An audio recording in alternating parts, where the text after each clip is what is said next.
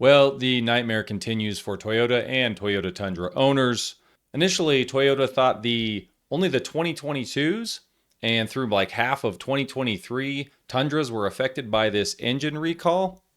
Turns out that might not be the case anymore. This is huge news, and allegedly, Toyota is going to be including all 2022s, all 2023s, and 2024s in this engine recall. This is massive. Now, let me be clear. This hasn't been announced officially by Toyota yet, but I trust the source I have. And subscribe and stay connected to this channel because the source that I have, I'm trying to do a collaboration with them and I want to get a little more detail. So hopefully they'll be on the channel soon.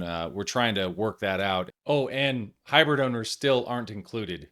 That's bad. So come on, Toyota, step up, take care of the hybrid owners as well. And the second thing, if this is true, I'm imagining there's something like probably 280 to 300,000 Tundras that are going to be recalled just with this recall. And here's more evidence of 2024 problems. This guy, he says, I have a 2024 SR with a 3.4. I ran 300 over the 10,000 mile oil change due to scheduling issues in the truck, burnt through oil. The low oil level light came on. So he went just over the 10,000 mile interval, which Toyota recommends 10,000. And then responding to that post with this guy's oil burn issue on the Tundra, this looks like a Toyota tech saying that the valve guides might be going bad in these.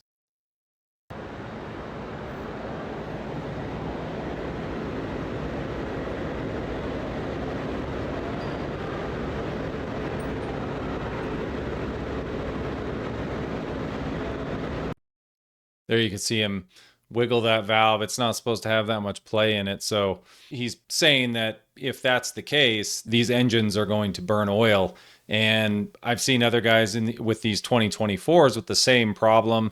Then we got Dan here. He says the rear main seal looks like it's leaking. A 2024 with 5,000 miles. He cleaned it, put some dye in it. He's hoping that it's just like assembly fluid.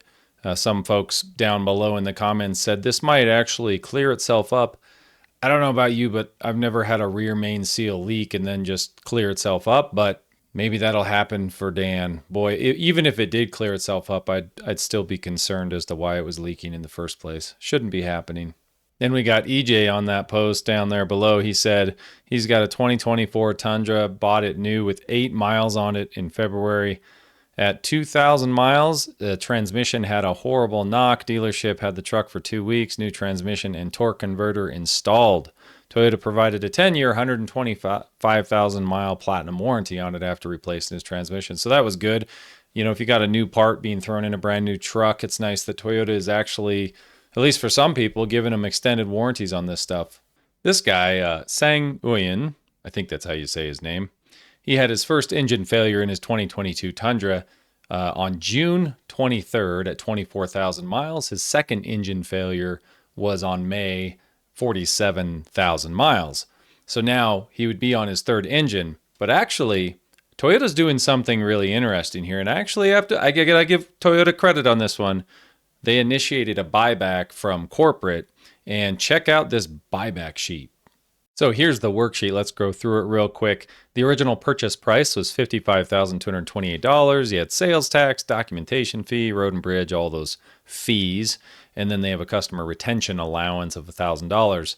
Interesting, they have a mileage, kind of a mileage deduction in this. So the total mileage offset deduction was only $12,935. So he essentially got to drive the vehicle 47,000 miles, or the total repurchase cost of $47,185. So he gets a check to the lien holder. He still had a lien on it, $32,688. Check to the customer of $14,496. That to me is actually a pretty darn good deal. I would take that in a heartbeat if I was this guy. I wouldn't want to sit through and wait for that third engine rebuild. And since they're doing this buyback, they're hoping he'll just accept it and they can move on. So let me know what you guys think. If you spent essentially $59,000 after taxes, fees, all those things, and got to drive a vehicle for 47,000 miles and then basically got offered a value that was $12,900 below that, you know, of course, minus the hassle of the first engine and second engine, would you be happy? Then there's things like this. Check out this guy's Tundra. It leaks every time it rains. Look at those puddles down under his seat. So he's had the antenna fixed twice and the brake light. And people think that it's his back window, but check out all the water. Just, his whole seat is saturated. The headliner's saturated. Kind of crazy. I can't believe the build quality is that bad. And one of my favorite posts 5 days ago, Mike Anderson, he's a creative fella. He solved the volume knob problem for these Tundra owners. He said, heads up on this stupid volume knob failure. He's got a fix. So he found that a 1/4 inch long piece of 3/8 copper tubing, if you cut it and then put it over the little plastic tube on that volume knob, that should reinforce it enough so that you could potentially prevent this volume knob from breaking. And then of course we still have these folks that post this daily. They're looking at used Tundras, mostly 2022s, and they just can't resist because they're like, man, this is a good deal. It's 38,000 or 42,000 and only has 37,000. Don't do it. Don't take the risk. I don't know why people can't see ahead in their life and think, wow, do I want to sit and wait for an engine short block repair or wait for these long blocks to start showing up at dealerships? These things are ticking time bombs, especially the 2022s. And here's what's puzzling to me. This has to kind of get you thinking. Toyota released this recall report back in May of 2024. Let's go through just the highlights really quick to remember what Toyota said versus now what might be true, which is if they're including the 2023s and 2024s. I'm not sure the debris issue really aligns with that. In early March 2022, Toyota received a field report of basically Tundras with dead engines. They go on to find that the main bearing had seized. Toyota hypothesized that debris could be present from the engine machining process. That was their assumption at the time. This was in July of 2022, long time ago. And they say to reduce the possibility of engine contamination during manufacturing, Toyota implemented a cleanliness process change at its engine manufacturing plants. July 2022, they supposedly implemented a change to stop the debris. And this is where it kind of takes a little bit of a twist, where in November 2023, the engineers, everybody at Toyota is starting to question themselves and say, hey, we need to go back and look at these bearing durability studies that were performed because they're not sure that it's just debris. Then in February 2024 to May 2024, this year, as part of the investigation, they actually started recovering parts and tearing down good engines recovered from the field. So then they would tear those down, do oil analysis, and they were trying to figure out bearing degradation in good engines that hadn't failed yet, which is a really good sign. It's pretty thorough. And that's when they determined, like in May of 2024, the analysis that was being performed on the bearings recovered from good engines was complete, and it showed that the damage that was seen on the bearings was from debris created during the engine machining process, and that there was sufficient debris size and amounts present to cause bearing failure. That was on the ones that didn't fail. So that's kind of why this whole recall started, because they realized even the ones that hadn't failed yet actually had bearing damage. That's what kind of triggered this whole recall, I think. And you remember this year, I think it was like April, May 2024, Toyota updated the bearing part numbers and some other things in the engine, and everybody thought, oh, that's it. This is the fix for the problem. But if you think about it, they supposedly fixed this debris issue in 2022.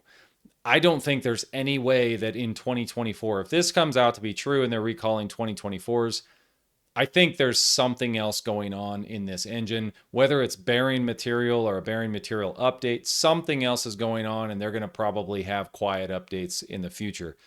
And to sum up the insanity of the Toyota Tundra saga nightmare, here's a post from a forum from a guy that he doesn't post that often, he just lurks. And he was on Tundras.com.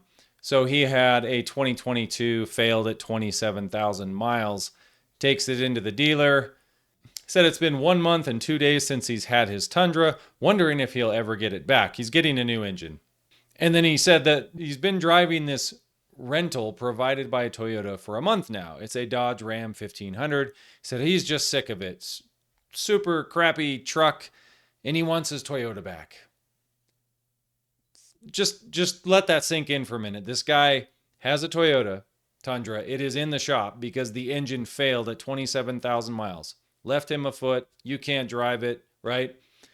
And a working Dodge Ram 1500. I'm not a Dodge proponent, but he has a working Ram 1500 that's taking him around, taking him to work and back so he can pay for his Tundra while it's in the shop. And he said he's just sick of it. It's a crappy truck. It's a crappy truck. So just let that sink in for a minute. Anyway, thanks for watching. Till next time.